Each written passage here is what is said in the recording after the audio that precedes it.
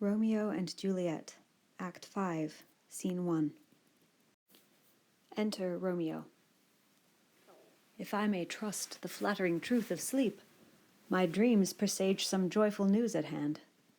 My bosom's lord sits lightly in his throne, and all this day an unaccustomed spirit lifts me above the ground with cheerful thoughts. I dreamt my lady came and found me dead, strange dream that gives a dead man leave to think, and breathed such life with kisses in my lips that I revived and was an emperor. Ah me, how sweet is love itself possessed when but love's shadows are so rich in joy. Enter Romeo's man Balthazar, in riding boots. News from Verona! How now, Balthazar? Dost thou not bring me letters from the friar? How doth my lady? Is my father well?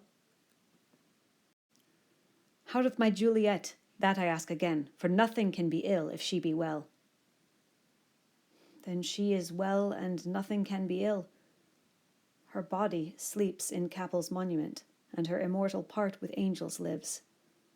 I saw her laid low in her kindred's vault, and presently took post to tell it you. Oh, pardon me for bringing these ill news, since you did leave it for my office, sir. Is it e'en so? Then I deny you stars. Thou knowest my lodging. Get me ink and paper, and hire post-horses. I will hence tonight. I do beseech you, sir, have patience. Your looks are pale and wild, and do import some misadventure. Tush, thou art deceived. Leave me, and do the thing I bid thee do. Hast thou no letters to me from the friar? No, my good lord.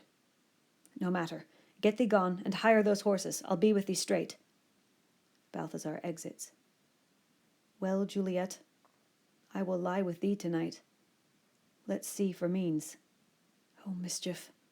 Thou art swift to enter in the thoughts of desperate men. I do remember an apothecary, and hereabouts he dwells, which late I noted in tattered weeds, with overwhelming brows, culling of simples. Meagre were his looks. Sharp misery had worn him to the bones, and in his needy shop a tortoise hung, an alligator stuffed, and other skins of ill-shaped fishes. And about his shelves a beggarly account of empty boxes, green earthen pots, bladders, and musty seeds. Remnants of pack-thread and old cakes of roses were thinly scattered to make up a show. Noting this penury, to myself I said, and if a man did need a poison now, whose sale is present death in Mantua, here lives a caitiff wench would sell it him. Oh, this same thought did but forerun my need, and this same needy man must sell it me. As I remember, this should be the house. Being holiday, the beggar's shop is shut. What ho! Apothecary! Enter apothecary. Who calls so loud? Come hither, man. I see that thou art poor. He offers money. Hold, there is 40 ducats.